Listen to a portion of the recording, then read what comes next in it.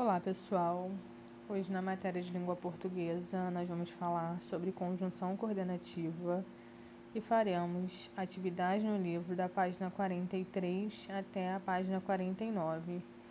Ainda para quem, na segunda-feira, teria aula de produção textual, a gente vai fazer o conteúdo de língua portuguesa para ficarmos dentro da matéria, uma vez que terça-feira não haverá aula.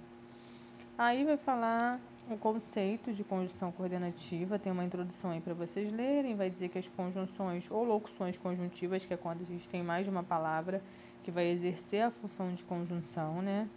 Elas pertencem a uma classe de palavras que vão relacionar palavras e orações. E aí, nessa relação, eles vão estabelecer um sentido entre elas. No caso da conjunção coordenativa, a gente vai ver agora para frente, que elas vão ligar, né, vão estabelecer esse sentido entre orações coordenadas, que são orações que sozinhas, vamos dizer assim, né, de forma isolada, elas têm um sentido completo.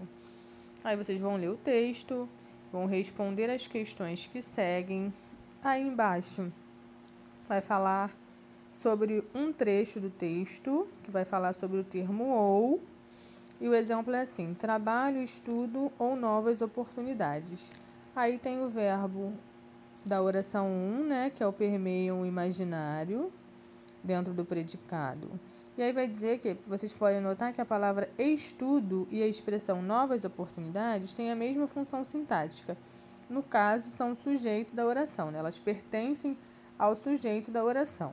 Virando a página, na página 45, vai dizer que o termo mais vai conectar, ou seja, vai ligar orações que são independentes, que têm independência sintática, ou seja, independência de sentido. E nesse caso, ela vai atribuir uma relação, né, um sentido de adversidade, uma ideia contrária à ideia inicial.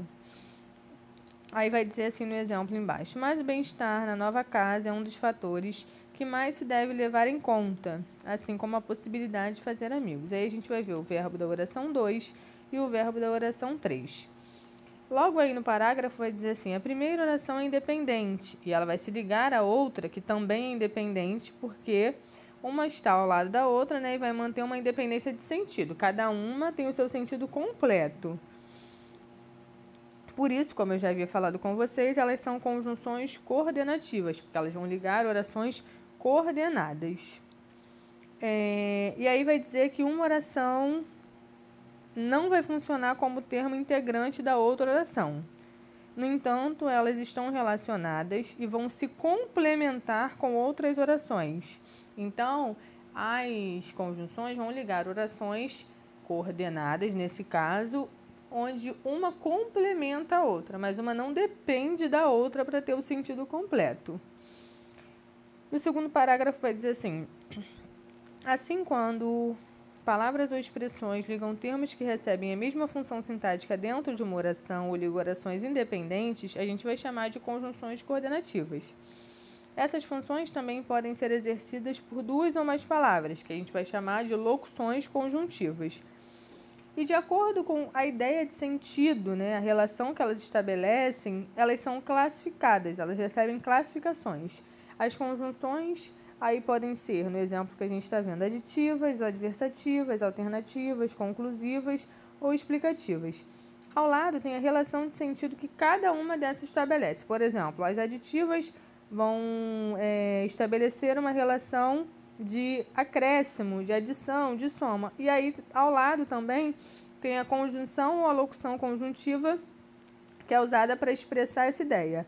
E, nem, e não, não só, mas também, como, bem como, não só, mais ainda, como, quanto. E tem um exemplo para vocês lerem. Eu gostaria de chamar a atenção que, dependendo do contexto que a conjunção tiver inserida, uma mesma conjunção pode estabelecer uma relação de mais de um sentido. Por exemplo, a conjunção e, ela pode, ora estabelecer uma relação de adição, ora estabelecer uma relação de adversidade. Por exemplo, se eu disser, como tem um exemplo aí, Luana gosta de doce de chocolate e banana, ou seja, ela gosta de dois tipos de doce. Agora, se eu disser assim, Luana estudou e foi reprovada. A gente entende que quem estuda, estuda para ser aprovada e não para ser reprovada. Então, essa ação é adversa ao início da oração. Esse E aí não é um E aditivo, é um E adversativo. Então, a gente precisa sempre estar atento ao contexto. Aí, vocês vão fazer as atividades na página 46, 47, 48 e 49. Precisa ler o quadro das relações que as conjunções estabelecem, as classificações e os exemplos. Ótima aula!